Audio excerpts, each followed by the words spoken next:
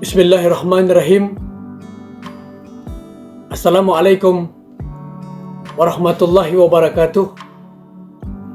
Sahabat-sahabat Istana Muda Channel, yang insya Allah kita semua dimuliakan oleh Allah Subhanahu wa Ta'ala.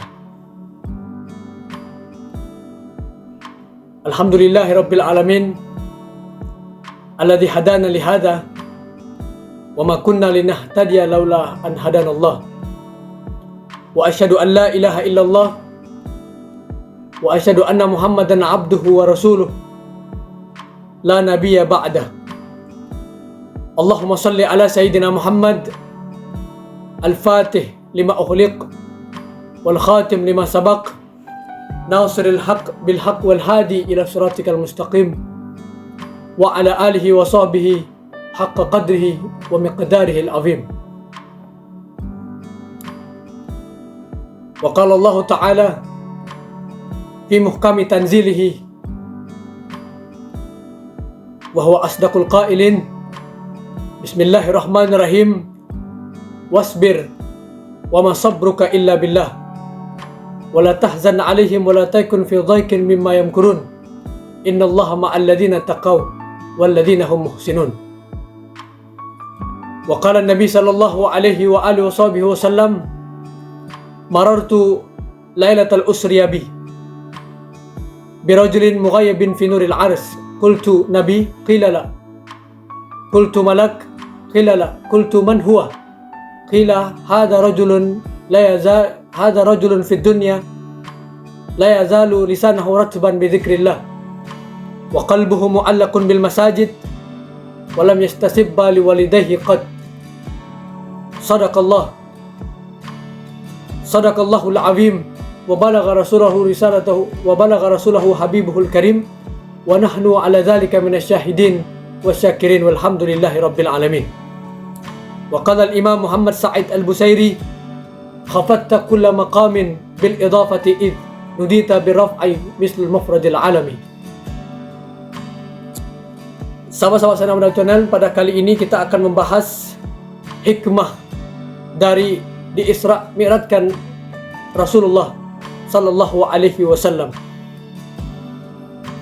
Mudah-mudahan di kajian kali ini mengenai Isra Mi'raj Nabi Muhammad kita mendapatkan keberkahan, kebaikan,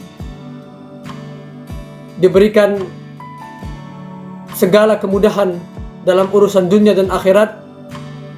Yang punya hajat dikabulkan semua hajatnya oleh Allah, yang sedang sakit disembuhkan sakitnya, yang punya hutang akan dilunasi hutangnya oleh Allah, dan semoga kita semua diwafatkan dalam keadaan husnul khatimah. Amin ya rabbal alamin. Baiklah, sahabat-sahabat Istana Muda Channel yang dimuliakan oleh Allah Subhanahu wa Ta'ala dan dicintai oleh Nabi Muhammad sallallahu alaihi wasallam. Peristiwa Isra Mi'raj adalah satu peristiwa yang sangat agung, yang sangat luar biasa, yang belum pernah dilakukan oleh Allah oleh siapapun, baik itu nabi maupun rasul. Jadi Isra Mi'raj adalah sesuatu yang sangat luar biasa yang belum pernah terjadi oleh siapapun, baik nabi maupun rasul. Peristiwa Isra Mi'raj adalah peristiwa yang sangat luar biasa.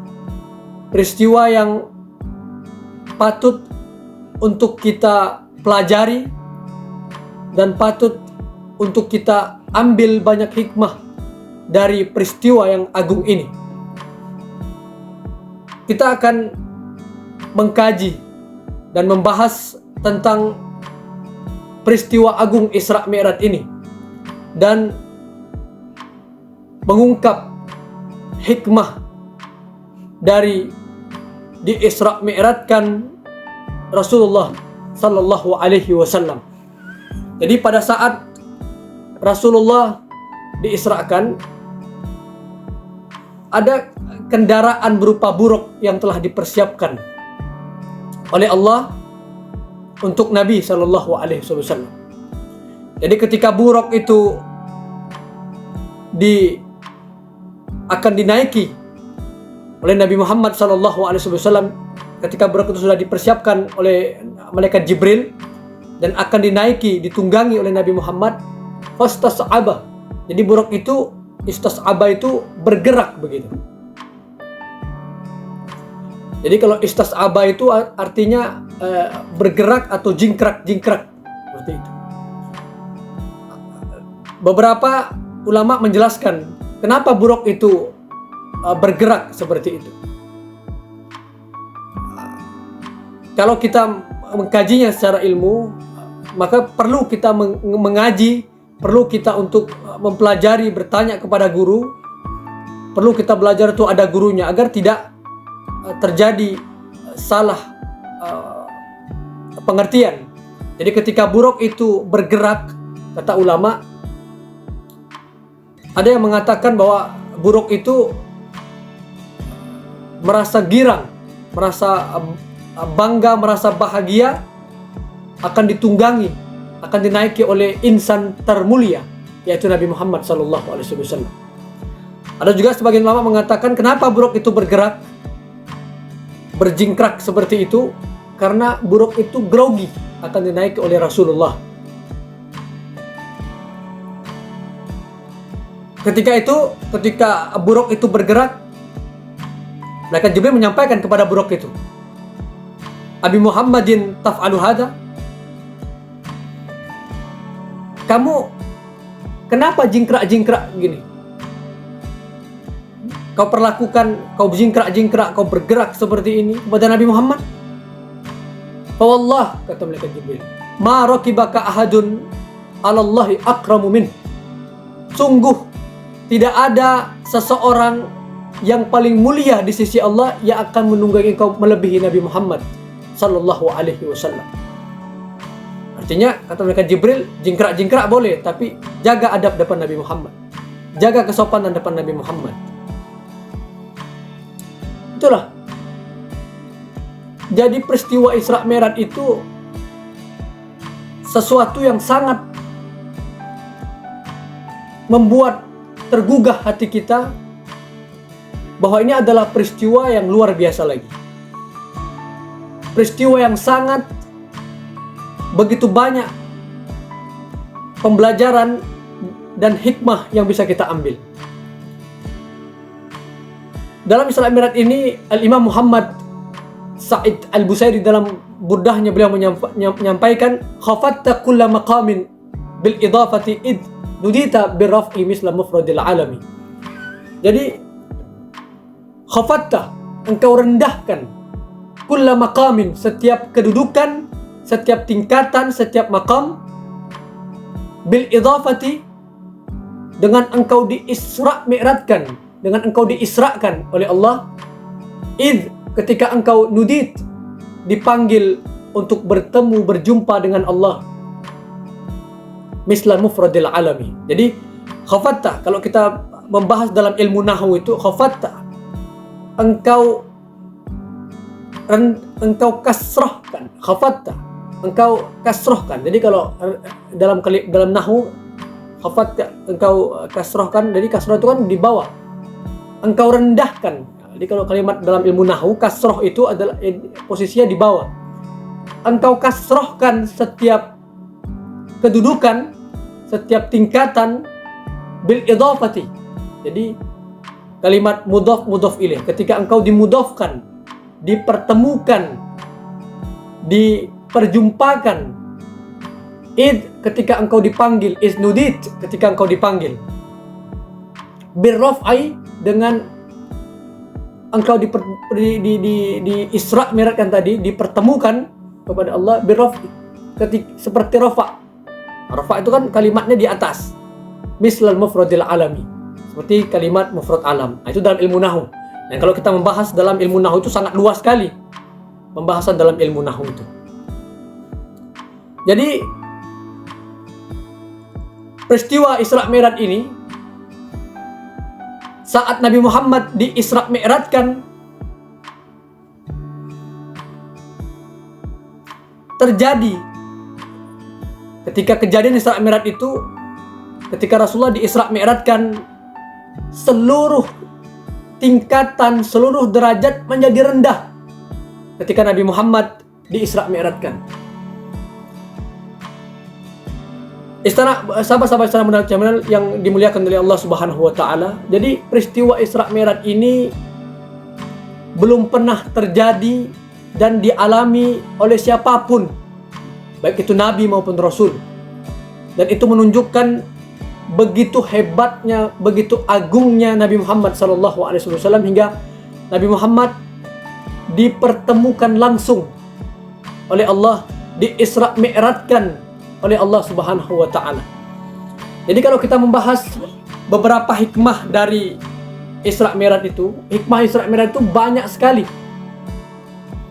Begitu banyak, ada triliunan, bahkan di atas triliun, kuadrat triliun. Begitu banyak hikmah Isra Mi'raj itu yang bisa kita ambil pelajarannya.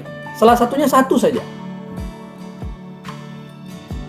Jadi di dalam Isra Mi'raj, tadi kan itu di surah Al-Isra atau surat Bani Israil, ya kan? Yang ayat subhanalladzi asra bi 'abdihi laila minal masjidil haram ilal masjidil aqsa alladzi barakna haulahu linuriyahu min ayatina innahu was-sami'ul basir. Ya kan? Yang sebelumnya saya ada baca ayat sebelum surah Al-Isra atau surah Bani Israil itu, sebelumnya surah apa? Itu adalah surah An-Nahl. Ya kan? Surat An-Nahl itu seperti surat yang saya baca di mukaddimah itu. Wasbir wa ma sabruka illa billah wa la tahzan 'alaihim wa la takun fi dhaikin mimma yamkurun innallaha ma'al ladzina taqaw wal ladzina hum muhsinun. Ya kan?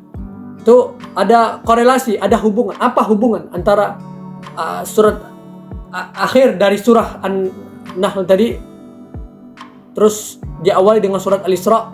Itu apa hubungannya? Yang surat terakhir dari surat An-Nahl itu berbicara tentang kesabaran. Wasbir wa ma sabruka illa billah. Sabarlah.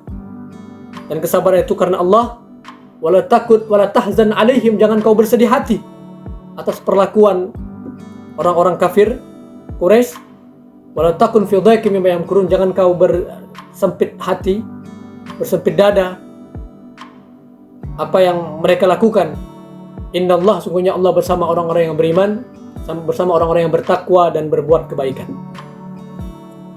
Jadi Al-Quran itu begitu banyak hikmahnya. Bahkan surah di dalam Al-Quran yang 114 surah itu, yang pertama surat Al-Fatihah, terus kedua surat Al-Baqarah, yang ketiga surat Al-Imran, itu tentu ada hikmahnya. Kenapa habis surat Al-Fatihah itu surat Al-Baqarah, kenapa habis surat Al-Baqarah itu surat Al-Imran, dan seterusnya. Nah, kenapa tidak surah yang di depan surat An-Nas, terus tidak surat Al-Ikhlas dan sebagainya. Jadi susunan surah-surah di dalam Al-Quran itu, siapa yang menyusunnya? Nabi Muhammad SAW dari Allah. Kalau kita lihat, itu ada hikmahnya. Susunan-susunan surah di dalam Al-Quran itu yang disusun oleh Nabi Muhammad SAW berdasarkan wahyu dari Allah, itu memiliki hikmah yang sangat banyak sekali. Jadi termasuk tadi ayat terakhir yang saya bacakan itu bicara tentang kesabaran. Terus ayat berikutnya adalah surah Al-Isra atau surah Bani Israil yang menceritakan tentang Isra Mi'rajnya Nabi Muhammad. Nah, itu hubungan relevansi dan antara akhir dari surah An-Nahl dan awal ayat surat Al-Isra tadi, tentu itu ada hubungannya dan ada hikmahnya. Ada ratusan, ribuan, jutaan hikmah. Termasuk surah-surah tadi, urutan surah-surah yang saya sampaikan tadi, surah Al-Fatihah, terus berikutnya surat Al-Baqarah, surat Al-Imran, itu ada hikmahnya semua. Yang menyusunnya adalah Nabi Muhammad. Jadi kalau sahabat itu hanya mengumpulkan, membukukannya, seperti mushaf kita hari ini, itu para sahabat sebelumnya sudah itu menulis, mengumpulkan. Tapi susunan surah-surahnya itu disampaikan, disusun oleh Nabi Muhammad SAW. Artinya kalau kita lihat mushaf kita yang hari ini, berarti urutan surah antara satu surah dengan surah yang lain itu tidak berdasarkan turunan ayatnya. Kalau kita lihat, kalau Al-Quran itu ditulis berdasarkan disusun berdasarkan turunan ayatnya, tentu surat yang pertama adalah surah Al-Alaq, ya kan? Iqra bismi rabbikal ladzi khalaq. Kan begitu. Nah, tentu susunan-susunan surah itu disusun oleh Nabi Muhammad dan memiliki banyak hikmah yang luar biasa. Termasuk Al-Imam Muhammad Jalaluddin As-Suyuti itu menulis sebuah kitab yang judulnya Asrar Tartib Suwar Al-Quran. Tartib Asrar Tartibul Quran. Jadi rahasia-rahasia hikmah urutan-urutan surah di dalam Al-Quran. Itu ditulis oleh Al-Imam Imam Muhammad Jalaluddin As-Suyuti. Beliau mengungkap apa hikmah dari susunan surah-surah tersebut. Begitu juga Al-Imam Fakhrul Razi itu beliau menyampaikan bahwa isi Al-Quran yang tersirat jauh lebih banyak. Lataiful Quran, jadi Al-Quran yang tersirat itu hikmahnya jauh lebih banyak dibandingkan dengan yang tersurat. Itu yang dikatakan oleh Imam Fakhrul Razi. Isi Al-Quran itu hikmah-hikmah yang tersirat jauh lebih banyak dibandingkan dengan yang tersurat. Bahkan satu ayat di dalam Al-Quran itu memiliki ribuan arti, ribuan makna, ribuan hikmah. Salah satunya yang ingin saya ceritakan. Jadi sahabat-sahabat Channel Muda Channel, jadi Al-Quran itu kaya akan hikmah, ribuan akan arti. Tapi dengan keterbatasan kita, dengan keterbatasan kemampuan kita, hanya beberapa yang bisa kita, dan sebagian dari ulama yang menulis banyak kitab untuk mengungkap hikmah-hikmah, rahasia-rahasia yang terkandung di dalam Al-Quran. Kalau saya boleh cerita, Al-Imam Syafi'i, itu Imam Syafi'i, jadi beliau adalah salah satu ulama mazhab untuk mazhab Syafi'i. Jadi ketika beliau punya murid namanya Imam Ahmad bin Hanbal. Jadi ketika Imam Syafi'i ingin bertamu kepada murid beliau, Imam Ahmad bin Hanbal, jadi sebelumnya anak beliau ini heran gitu dengan abahnya. Begitu kagumnya, begitu sangat mengagumi, memuji guru beliau. Jadi anaknya heran. Anak Imam Ahmad bin Hanbal ini heran, kok sebegitunya ayahku ini mengagumi gurunya. Sehebat apa sih Imam Syafi'i ini, gurunya saya punya abah. Dan ketika Imam Syafi'i bertamu kepada Imam bin Hanbal, jadi anaknya ini yang seorang perempuan ingin tahu seberapa hebat gurunya abah saya ini, gurunya orang tua saya ini seberapa hebat sih. Pada saat Imam Syafi'i itu bertamu, beliau makannya banyak. Terus begitu di malam hari, beliau tidur rebahan. Kata anaknya, apa hebatnya ini gurunya abah saya, makannya banyak, terus malamnya tidur. Kalau kita lihat kan mungkin yang dibayangkan oleh putri Imam Ahmad bin Hanbal itu mungkin malam harinya berzikir, malam harinya sholat, malam harinya, tapi kok cuman rebahan doang. Ini cuman tiduran, tidak ada melakukan hal-hal yang ibadah yang bisa membuat saya kagum. Malah tiduran, malah rebahan. Apa hebatnya guru abah saya ini? Bertanya hal yang demikian, putri beliau ini bertanya kepada abahnya, "Wahai abah, hebatnya guru abah ini. Jadi makannya banyak ketika bertamu, terus malamnya juga tidur, apa hebatnya?" "Ntar kamu lihat ya," kata Imam Ahmad bin Hanbal. "Nanti kamu lihat. Nanti saya tanya nanti kepada Imam Syafi'i, guru saya." Sudah. Jadi ketika Imam bin Hanbal bertanya kepada Imam Syafi'i tadi. Jadi Imam Ahmad bin Hambal ini luar biasa. Sahabat-sahabat di sana muda sekalian. Imam Ahmad bin Hambal yang punya mazhab Imam Hambali itu. Jadi Imam Syafi'i pernah bermimpi berjumpa dengan Nabi Muhammad SAW. Rasulullah mengatakan, ya Syafi'i, sampaikan salam saya kepada Imam Ahmad bin Hambal. Dia untuk sabar. Jadi nasihat Rasulullah agar Imam Ahmad bin Hambal itu sabar. Karena Imam Ahmad bin Hambal yang kita ketahui ceritanya, beliau sangat sabar untuk menyampaikan kebenaran, bahkan beliau sampai di penjara, dan itu ceritanya panjang sekali. Kemudian pertanyaan dari putri Imam Ahmad bin Hambal tadi bertanya, kenapa kamu makan ini banyak kan? Jadi kata Imam Syafi'i, saya ini 16 tahun tidak pernah kenyang. Selama 16 tahun saya tidak pernah kenyang. Tapi ketika saya bertamu kepada murid saya Imam Ahmad bin Hambal, saya tahu bagaimana kesolehan, bagaimana kebaikan, bagaimana ketakwaan saya punya murid ini. Bagaimana tidak, Nabi Muhammad SAW kirim salam sama Imam Ahmad bin Hambal. Jadi maka dari situ saya makan makanan di rumah Imam Ahmad bin Hambal ini karena Imam Ahmad bin Hambal ini adalah orang yang soleh, orang yang baik, orang yang bertakwa. Karena kalau kita lihat di rumah-rumah orang soleh itu pasti dibuat untuk baca Al-Quran, untuk banyak berzikir, untuk banyak baca selawat. Jadi keberkahan itu ketika rumah itu digunakan untuk baca Al-Quran, untuk ibadah, untuk berzikir, untuk baca selawat, maka rumah itu akan diturunkan rahmat dan keberkahan oleh Allah Subhanahu wa taala, dan keberkahan itu turun ke makanannya. Keberkahan itu turun kepada orang yang bertamu kepadanya. Keberkahan itu turun kepada anak-anaknya. Maka dari situ saya makan banyak karena saya tahu makanan yang dihidangkan oleh murid saya Imam Ahmad bin Hambal ini begitu banyak keberkahan.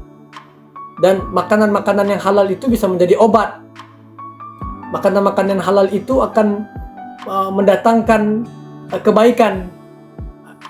Seperti sabda Nabi Muhammad, man akalal halal atau jawarihu sa'an aba, wa man akalal haram asad jawarihu asa'an aba. Atau kama Nabi SAW, yang makan halal maka tubuhnya akan melakukan kebaikan, mau tidak mau.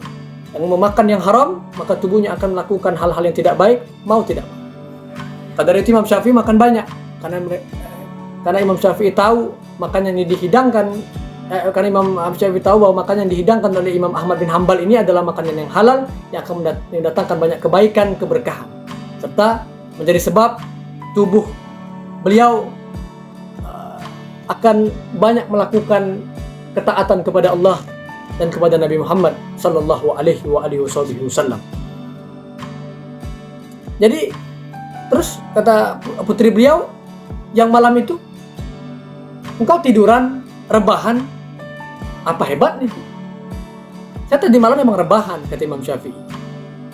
Rebahannya ngadep tembok, tapi saya nggak tidur. Jadi kalau nggak tidur apa yang Anda buat? Jadi pada saat saya rebahan itu, saya menghadap tembok, saya memikirkan ada satu ayat. Dari satu ayat itu, saya lupa ayatnya apa. Dari satu ayat itu, saya mendapatkan istinbat atau istidlal. Kalau bahasa sekarang itu manifestasi. Mendapatkan satu dalil 100 penjelasan tentang syariat, tentang Islam. Oh, baru kagum putri beliau.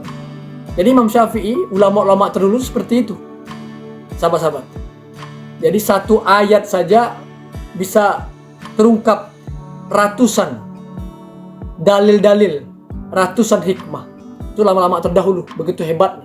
Kalau kita baca sejarah-sejarah orang-orang hebat terdahulu, orang-orang soleh terdahulu, itu kita lihat betapa kurangnya kita dan membutuhkan untuk banyak belajar. Begitu ketahuan kalau kita lihat sejarah bagaimana Imam Syafi'i, bagaimana Imam Ahmad bin Hambal, bagaimana Imam Malik, bagaimana Imam Bukhari, bagaimana Imam Abi Abdullah Haddad, bagaimana ulama-ulama kita dahulu yang hebat-hebat yang punya ratusan karangan-karangan tulisan kitab. Itu kita kalau lihat, kita nih kayak nggak ada apa-apanya. begitu perlunya kita untuk terus belajar agar kita mengetahui, agar kita tahu bagaimana kebutuhan yang kita perlukan, dan kita merasa tahu bahwa begitu banyak kekurangan, ketidaktahuan kita tentang petunjuk-petunjuk dari ajaran Islam ini. Jadi ilmunya Allah itu sangat luas sekali. Jadi kalau diibaratkan itu seperti ilmunya Allah itu seperti lautan, dan ilmu semua makhluk, nabi, mau rasul, mau apa itu hanya diibaratkan seperti satu tetes dari lautan itu, satu tetes dibandingkan dengan lautan yang luas. Jadi kalau kita mau bandingkan antara ilmu yang Allah miliki dan ilmu makhluk, itu ilmu makhluk dikumpulkan semuanya itu diibaratkan seperti setetes saja dibandingkan dengan lautan, luasnya lautan. Dan itulah ilmunya Allah. Jangankan Allah yang begitu luas ilmunya, yang tidak ada apa-apanya dibandingkan dengan ilmu makhluk yang hanya setetes. Nabi Muhammad saja. Nabi Muhammad, Nabi kita, Rasul kita, panutan kita, junjungan kita yang sangat kita cintai, kekasihnya Allah, ilmu beliau saja. Itu Al-Imam Muhammad Sa'id Al-Busairi sebutkan dalam syair burdanya, kulluhum min Rasulillahi multamisun qarfan minal bahri aw rasman minad diyan. Jadi semuanya ilmunya Nabi Muhammad itu kalau dibandingkan dengan semua makhluk, mau nabi, mau rasul, mau orang-orang soleh, mau wali, mau siapapun, Imam Bukhari, Imam Abu Daud, siapapun dia, orang-orang soleh, ilmu-ilmu mereka, ilmu semua makhluk dibandingkan dengan ilmunya Nabi Muhammad itu diibaratkan seperti hanya setetes air dengan luasnya lautan. Itu Nabi Muhammad, tidak ada apa-apanya. Begitu luasnya ilmunya Nabi Muhammad Sallallahu Alaihi Wasallam, maka tidak ada jalan untuk kita mendapatkan kebahagiaan di dunia dan di akhirat kalau bukan kita mengikuti seluruh petunjuk yang diajarkan oleh Nabi Muhammad Sallallahu Alaihi Wasallam. Karena dengan petunjuk itulah akan menyelamatkan kita nanti di hadapan Allah. Dengan petunjuk itulah yang akan memposisikan kita sebagai hamba terbaik nanti. Dengan ilmu Nabi Muhammad lah kita menjadi mulia. Dengan ilmunya Nabi Muhammad pula kita mendapatkan keberkahan, mendapatkan kebaikan, dan mendapatkan seluruh hikmah yang untuk kebahagiaan diri kita, keluarga kita, anak keturunan kita sampai hari kiamat. Petunjuk Nabi Muhammad. Tidak ada jalan lain. Kalau kita mau selamat, ikutin Nabi Muhammad. Kalau kita mau bahagia, ikutin Nabi Muhammad. Karena Nabi Muhammad lah satu-satunya insan termulia yang sangat mengerti bagaimana maunya Allah, bagaimana yang diinginkan oleh Allah, bagaimana perintah Allah yang harus dijalankan. Nabi Muhammad. Maka tidak ada cara lain untuk kita mendapatkan kebahagiaan di dunia dan akhirat kalau bukan karena mengikuti insan termulia Nabi Muhammad Sallallahu Alaihi Wasallam. Jadi ada satu cerita dengan pembahasan kali ini kita bagaimana luasnya ilmu Allah itu. Jadi ketika perjalanan di kisah dalam Al-Quran Nabi Musa dan Nabi Khidir, jadi di saat Nabi Musa dan Nabi Khidir menaiki sebuah kapal, beliau melihat ada seekor burung yang sedang terbang, terus dia sedang menangkap ikan gitu di lautan, terus dia bertengger di atas kapal yang sedang dinaiki oleh Nabi Musa dan Nabi Khidir. Di saat itu di paruhnya ada tetesan air jatuh gitu. Terus Nabi Khidir mengatakan kepada Nabi Musa, ya Nabi Allah Musa, kamu lihat enggak ada tetesan air di paruh burung itu? Ya saya lihat. Jadi tetesan air setetes yang jatuh dari paruh burung itu ibaratnya ilmu seluruh makhluk dan ilmunya Allah seluas lautan. Jadi itulah hikmah yang bisa kita lihat, yang bisa kita peroleh dari satu hikmah tentang peristiwa Isra Mi'rajnya Rasulullah Sallallahu Alaihi Wasallam. Jadi kalau kita lihat apa hubungan tadi antara akhir surat An-Nahl yang tadi saya sampaikan, yang bercerita tentang kesabaran, wasbir wa masabruka illa billah, sabarlah Dan kesabaran itu karena Allah. Wala tahzan alaihim, jangan kau bersedih hati atas tindakan mereka, atas kelakuan mereka. Wala takun fi dhaiqin mimma yamkurun, dan jangan kau bersempit hati, bersempit dada atas apa yang mereka lakukan. Innallaha ma'al ladzina taqaw wal ladzina hum muhsinun. Allah bersama orang-orang yang bertakwa dan bersama orang-orang yang baik. Setelah itu baru surah Al-Isra atau surah Bani Israil. Bismillahirrahmanirrahim. Subhanalladzi asra bi abdihi ila akhir ayat. Apa hikmahnya? Satu sisi ayat itu bicara tentang kesabaran, dan setelahnya surah berbicara tentang peristiwa agung Isra Mi'raj. Apa hubungan antara kesabaran dan Isra Mi'raj? Kalau kita lihat bahwa bagaimana kehidupan Rasulullah Sallallahu Alaihi Wasallam, di perjuangan Rasulullah, dakwanya Rasulullah dengan sebuah tantangan, tekanan di tengah-tengah kafir Quraisy. Pada saat itu Rasulullah di kota Mekah pada saat itu, di tengah-tengah kaum kafir Quraisy, di tengah tokoh-tokoh yang memusuhi Nabi Muhammad. Pada saat itu, ketika masih ada Sayyidah Khadijah yang memberikan semangat, memotivasi dengan hartanya, dengan tenaganya, terus ada paman beliau, Sayyidina Abu Thalib, itu gangguan itu tidak terlalu. Jadi orang kafir Quraisy tidak terlalu mengganggu karena masih ada paman beliau. Jadi Sayyidina paman Rasulullah, Sayyidina Abu Thalib itu orang yang disegani, ditakuti. Jadi ketika orang-orang kafir Quraisy ingin mengganggu Nabi Muhammad, itu masih direm-rem gitu. Karena masih ada paman beliau yang melindungi Nabi Muhammad. Jadi gangguan itu masih tidak terlalu keras, tidak terlalu parah. Karena Sayyidina Abu Thalib selalu mengatakan kepada Rasulullah, "Imdi haitsuma amarakallah." Lakukan apa yang Allah perintahkan kepada engkau. Dan pada saat itu, ini lagi-lagi kaitan dengan ayat yang menceritakan tentang kesabaran, terus dengan Isra Mi'raj, hubungan antara ayat kesabaran dan Isra Mi'raj. Jadi begitu tantangan dakwah Rasulullah, tantangan tekanan, ancaman yang Rasulullah bahkan ingin dibunuh Rasulullah. Tapi gangguan-gangguan itu semakin keras, semakin terbuka gitu.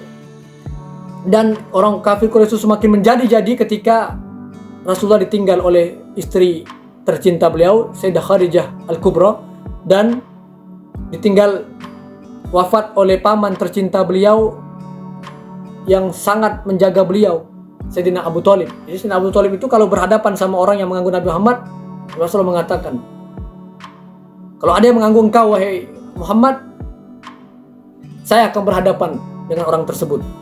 Jangan ada yang berani mengganggu keponakan saya Nabi Muhammad. Kalau mau mengganggu, langkai dulu mayat saya. Jadi sampai sebegitu sayangnya Sayyidina Abu Thalib kepada keponakan beliau. Nah, ketika kedua orang yang kuat ini, Sayyidah Khadijah yang selalu mendampingi beliau dalam suka maupun duka, yang selalu memberikan support, yang selalu memberikan semangat kepada beliau, dipanggil oleh Allah.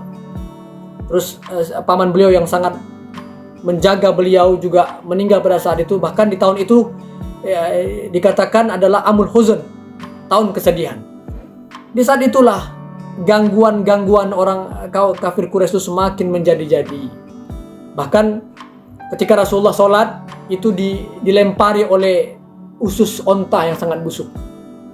Nah, bahkan Rasulullah pernah mau dilempar oleh Abu Jahal saat Rasulullah sedang sholat, sedang sujud, mau dilempar oleh sebuah batu yang besar ke tubuh Nabi Muhammad. Yang pada saat itu malaikat Jibril, Allah perintahkan malaikat Jibril untuk menolong Nabi Muhammad. Malaikat Jibril merubah bentuknya menjadi binatang onta yang sangat besar yang siap memakan kepala Abu Jahal tadi, hingga dia tidak melakukan itu. Ketakutan dia. Bahkan gangguan itu terus terjadi untuk Rasulullah. Setiap Rasulullah berjalan tuh ditaburi tanah atau debu. Sampai pada saat Rasulullah ditaburi debu itu sedang ditemani oleh putri kesayangan beliau, Sayyidah Fatimah Az-Zahra, yang usianya 7 tahun atau 8 tahun begitu. Sedih putri beliau melihat abahnya, melihat abinya diperlakukan seperti itu. Sampai sedih Sayyidah Fatimah. Akhirnya Rasulullah menenangkan, jangan khawatir ya wahai putriku tersayang, putriku tercinta, innallaha mani'u abaki. Sesungguhnya Allah akan menjaga, melindungi ayahmu. Jadi begitu kalau kita lihat bagaimana perjuangan Nabi Muhammad, gangguan-gangguan yang diterima oleh Nabi Muhammad, karena diganggu, dilempari kotoran, Nabi Muhammad diejek dan sebagainya. Begitu pedihnya, begitu sakitnya, begitu kerasnya gangguan-gangguan dari kafir Quraisy itu hingga Rasulullah berhijrah gitu.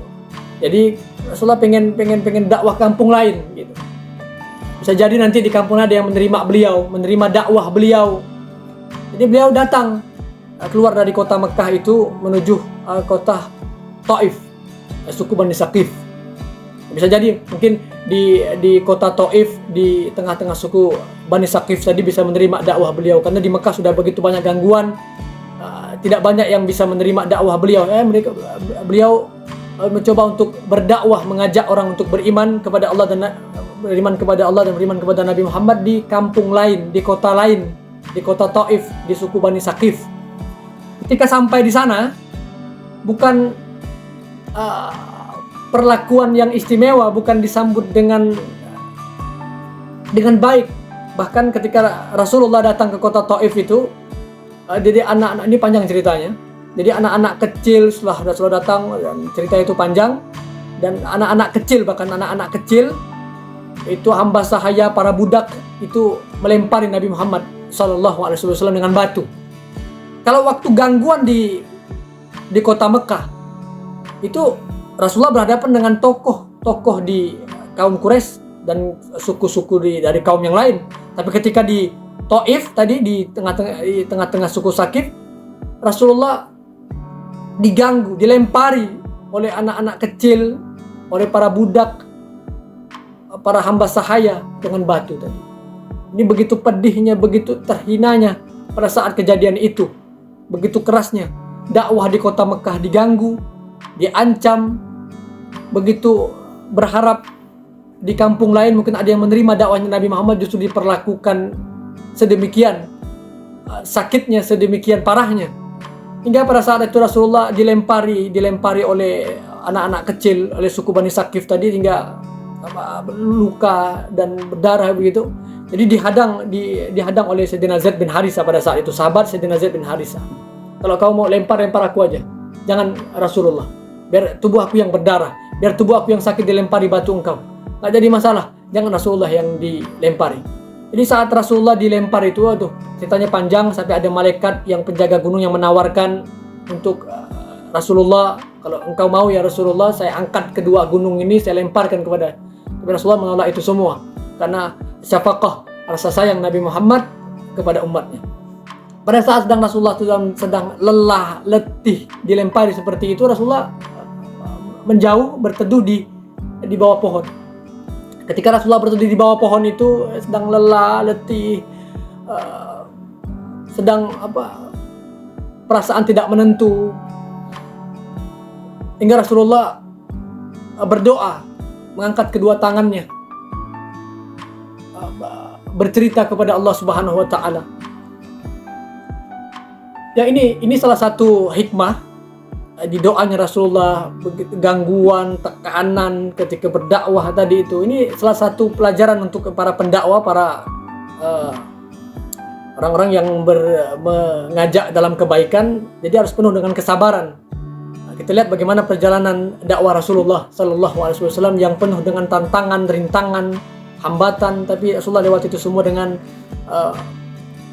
perangai yang indah, dengan akhlak yang mulia, dengan perlakuan yang sangat mulia sekali. Pada saat itu Rasulullah sedang letih, sedang lelah, Rasulullah mengangkat kedua tangannya dan berdoa, dan doa ini sangat luar biasa sekali. Jadi Rasulullah ungkapkan, Allahumma inni ashku ilaika dha'fa quwwati. Ya Allah, hari ini aku mengadu kepada Engkau. Aku bercerita kepada Engkau. Tidak ada lagi, kalau dulu waktu Sayyidah Khadijah masih hidup, aku bercerita kepada Sayyidah Khadijah. Dan Sayyidah Khadijah menyemangati, memberikan semangat.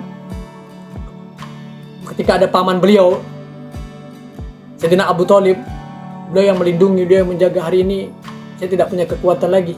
Allahumma inni ashku ilaika dha'fa quwwati. Kepada Engkau ya Allah aku mengadukan kelemahan aku ini. Aku lemah ya Allah. Aku lemah, aku tak berdaya. Aku minta ampun ya Allah. Aku mungkin kurang bisa mampu. Aku belum begitu banyak kekurangan aku hingga mereka semua itu memperlakukan aku seperti ini. Wakilati hilati, dan sangat kurangnya cara aku untuk berdakwah ini. Mungkin aku tutur kata aku kurang ini. Rasulullah yang setiap kata-katanya akan keluar butiran mutiara, ungkapan-ungkapan yang indah, tapi beliau mengadu kepada Allah. Beliau curhat kepada Allah. Mungkin karena memang ketidakberdayaan saya pada saat ini, ketidakmampuan saya, kurangnya cara saya berdakwah. Wahwani 'alan nas, aku hina ya Allah di hadapan manusia. Wa anta rabbul mustad'afin, dan Kau adalah Tuhan untuk orang-orang yang lemah. Wa anta rabbi, Kau Tuhanku. Wa anta arhamur rahimin, Kau yang maha penyayang. Ila man takilni, kepada siapa lagi Engkau akan serahkan saya ini? Ila ba'idin yatajahamuni, kepada orang yang jauh ini, kepada orang-orang Taif ini yang menyerang saya, melempari saya, menghinakan saya. Au ila ba'idin malaktahu amri, atau kepada aku harus kembali lagi ke kota Mekah yang suku Quraisy dan suku-suku yang di kota Mekah itu memusuhi saya, membenci saya.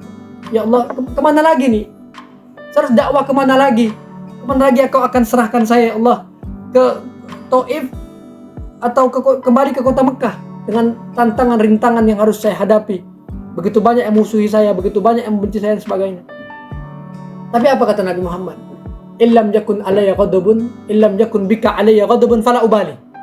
Yang saya ceritakan ini ya Allah, kalaupun ada kekurangan saya, kalau ada pun keterbatasan saya, mungkin ada cara saya yang salah, atau karena tidak mengertian saya dan sebagainya, Nabi Muhammad bayangkan begitu mulia sikap beliau, akhlak beliau. Kalau seperti ini ya Allah, yang terjadi kepada diri saya mau dilempari atau mau disakiti, atau cara saya yang kurang dan sebagainya, saya kurang pandai, saya kurang kata-kata saya mungkin kurang bisa menarik perhatian mereka. Karena itu ya Allah, saya dilempari, saya disakiti, saya tidak peduli ya Allah. Ilam yakun bika alayya ghadabun fala ubali. Yang penting Engkau tidak marah kepada hamba ya Allah. Yang penting Kau ridho kepada hamba, tidak peduli apapun yang terjadi pada diri hamba tidak peduli. Yang penting Engkau tetap ridho ya Allah. Bayangkan, di saat Rasulullah disakiti, di saat Rasulullah diganggu, tapi Rasulullah bisa menghadapinya, melewati semua ujian itu dengan perilaku yang sangat indah sekali. Sahabat-sahabat saya Samra Channel, itulah semoga itulah salah satu hikmah, satu hikmah yang bisa kita ambil, bagaimana kesabaran. Dan setelah itu Rasulullah di Isra Mi'rajkan. Kesabaran, kita ambil pelajaran bagaimana kesabaran Nabi Muhammad SAW menghadapi berbagai macam ujian, berbagai macam tantangan, rintangan. Maka ujian paling terbesar itu Nabi dan Rasul, para aulia itu mendapatkan ujian-ujian yang sangat luar biasa sekali. Tidak ada orang yang mendapatkan posisi yang tertinggi, derajat yang tertinggi, yang tidak mendapatkan ujian dan cobaan. Siapa? Jangankan Nabi dan Rasul itu dah begitu banyak ujian dan cobaan. Imam Bukhari begitu banyak mendapatkan ujian dan cobaan. Salah satunya itu ada cerita bahwa seorang raja kirim surat kepada Imam Bukhari, bahwa isi suratnya, kamu datang ke istana, tolong ajarkan anak saya, ajarkan tentang Islam. Dibalas oleh Imam Bukhari dengan sebuah surat. Imam Bukhari yang ahli hadis, dibalas dengan surat, kasihkan kepada raja itu. Kalau kita kan, ini suruh ngajar di istana nih, tentu satu yang istimewa, kita datang ke sana. Tapi Imam Bukhari tidak.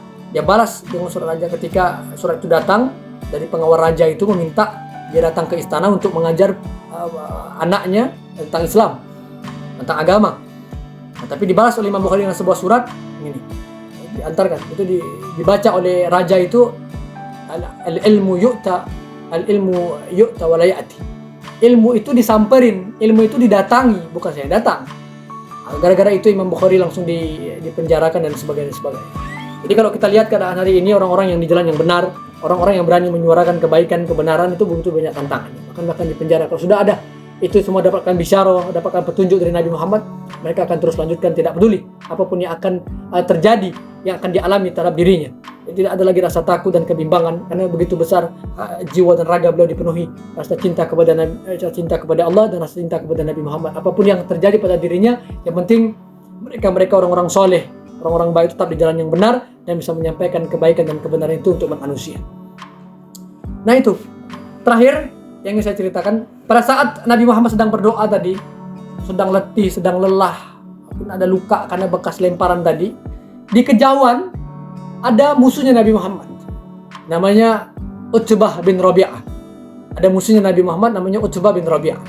Jadi di kejauhan itu Rasulullah kan ketika udah dilempari itu adalah beliau berteduh di bawah pohon. Di saat Rasulullah berteduh di bawah pohon, dari kejauhan itu ada musuhnya Nabi Muhammad, masih kelompok-kelompoknya Abu Jahal, Abu Lahab. Salah satu kelompok-kelompok yang memusuhi Nabi Muhammad sallallahu alaihi wasallam, yaitu Utbah bin Rabi'ah. Utbah bin Rabi'ah ini adalah orang saudagar kaya, seorang bangsawan. Dia memiliki dari kejauhan dia ada kebun anggur. Jadi jarak antara tempat Rasulullah berteduh di bawah pohon tadi, di kejauhan itu ada musuh Nabi Muhammad dan sedang dia ada kebun. Dia berada dalam kebunnya, kebun anggur yang besar, dan sedang memetik pohon buah anggur itu. Pada kejauhan itu Sayyidina Utbah melihat, aduh kesian itu ya, kesian Muhammad itu, yang mengatakan seperti itu. Pada saat itu musuh-musuhnya Utbah bin Rabi'ah ini juga ada rasa kesian sama Nabi Muhammad. Dipanggilnya, Sayyidina Utbah ini punya karyawan namanya Addas. Ya Addas, sini engkau. Tuh ada orang di sana di bawah pohon. Coba kamu petik beberapa buah-buah anggur, simpan dalam piring, berikan kepada orang itu. Sayyidina Addas, baik Tuan. Sayyidina Addas pun memetik buah anggur itu, kemudian diantar kepada Nabi Muhammad. Begitu sampai kepada Nabi Muhammad, Tuan, ini ada saya anak buah dari orang yang punya kebun anggur di sana, namanya Utbah bin Rabi'ah. Nama saya Addas. Saya mengantarkan kepada Tuan, ini ada anggur, mungkin bisa Tuan makan untuk ganjal perut yang lapar. Nah, ketika buah itu dipegang oleh Nabi Muhammad dan mau dimakan, Rasulullah membaca Bismillahirrahmanirrahim. Ya Addas ini mendengar, Tuan, tadi kau sebelum makan tadi kau baca apa? Kayak saya pernah dengar kayaknya di kalimat ini, saya pernah dengar gitu bacaan yang kau baca ini. Kemudian Rasulullah bertanya, engkau dari mana? Engkau dari daerah mana sebelumnya? Saya dari Irak Tuan, dari suku Nainawa. Saya dari Irak, suku Nainawa. Oh ya, kata Rasul. Kalau tidak salah di Irak itu, di Nainawa itu ada saudara saya namanya Yunus bin Matta. Nabi Yunus bin Matta alaihissalam. Saya ada tanya, Nabi Yunus bin Matta itu saudara engkau? Iya, engkau seorang nabi, engkau seorang rasul, engkau punya saudara seorang nabi, engkau nabi, engkau seorang rasul, engkau seorang utusan Allah. Iya, kata Rasul, saya utusan Allah. Kalau begitu saya ingin ikut engkau, saya ingin mengikuti ajaran engkau dan saya ingin memeluk agama Islam. Jadi ketika Addas masuk Islam, Addas langsung mencium Rasulullah, mencium tangan Rasulullah, mencium kaki Rasulullah. Coba lihat, dalam keadaan Rasulullah yang sedang terpuruk seperti ini, diganggu seperti ini, ada saja hadiah yang Allah berikan. Ada orang satu yang beriman di tangannya Nabi Muhammad sallallahu alaihi wasallam. Dari kejauhan itu, kelakuan itu yang dilakukan oleh Addas dari kejauhan dilihat oleh bosnya Utbah bin Rabi'ah tadi. Kenapa nih kok Addas ini saya mencium tangan dan sebagainya? Addas, ya Tuan, ngapain lama-lama di situ? Mari sini, balik lagi, kamu kerja lagi. Addas pun kembali ke perkebunan milik bosnya tadi, Utbah bin Rabi'ah. Itulah hikmah, salah satu hikmah dari Isra. Baru satu saja yang hikmah. Jadi sampai habis pun umur kita, maka kita tidak mungkin bisa untuk mengungkap seluruh hikmah peristiwa agung tentang Isra Mi'raj ini, karena begitu banyaknya, miliaran, triliunan, kuadrat-triliun hikmah-hikmah yang terjadi di Isra Mi'rajnya Nabi Muhammad SAW. Yang salah satu hikmahnya yang hari ini kita bahas adalah kesabaran. Jadi Kita perlu untuk menghadapi tantangan kehidupan ini ke depan. Kita harus sabar. Kita harus banyak sabar menghadapi suami, sabar menghadapi istri, sabar menghadapi keluarga, sabar menghadapi anak, sabar menghadapi guru, sabar menghadapi murid, sabar menghadapi berbagai macam hal. Tentunya buah dari kesabaran itulah nanti kita akan mendapatkan kebaikan, berbagai macam hikmah, hadiah yang akan Allah berikan. Seperti yang dialami oleh Nabi Muhammad SAW, dan beliaulah panutan kita. Begitu beliau sabar menjalani semuanya, melewati semuanya dengan akhlak yang baik, dengan perilaku yang mulia, hingga Allah angkat derajatnya di sisinya. Bahkan terakhir nih, Imam Muhammad Ramadan Sa'id Al-Butti, beliau mengatakan pada saat Rasulullah berdoa gitu, jadi salah satu hikmahnya adalah ada 3 ketika Rasulullah di Isra Mi'raj itu. Yang pertama, kan Rasulullah merasakan bahwa aku terhina nih. Aku dihina di hadapan Rasulullah, mengadu hawannya ala nas. Aku terhina di hadapan manusia. Saat itu Rasulullah di Isra Mi'rajkan, diperjumpakan, dipertemukan. Ya, Allah menyatakan engkau tidak terhina. Justru engkau aku muliakan, banyak yang menyambut engkau ketika engkau di Isra Mi'rajkan berjumpa dengan aku. Nah, kemudian ta'ziman lahu, yang kedua hikmahnya adalah suatu kemuliaan yang Allah berikan kepada beliau hingga beliau itu diberikan derajat posisi yang tinggi yang belum pernah dialami oleh siapapun baik Nabi maupun Rasul. Yang ketiga adalah kata Imam Muhammad Sa'id Ramadan Al-Butti adalah hikmah Isra Mi'raj itu, ketika Rasulullah doa itu adalah tajdidan li'azamati, sebagai motivasi hingga Rasulullah mendapatkan hadiah salat tadi. Jadi ketika nanti Rasulullah motivasi dikasih hadiah salat kan, hingga Rasulullah mengatakan wa ju'ilat qurratu aini fi shalah, dan Allah jadikan pelipur laraku dalam salat. Jadi ketika Rasulullah mendapat sabar melewati itu semua, tantangan, rintangan, ancaman, gangguan, yang Rasulullah bisa melewati semuanya dengan kesabaran, dengan perilaku yang mulia, dengan tindakan-tindakan yang indah, hingga Rasulullah dimuliakan, diperjumpakan, diangkat derajatnya setinggi-tingginya di sisi Allah Subhanahu wa taala.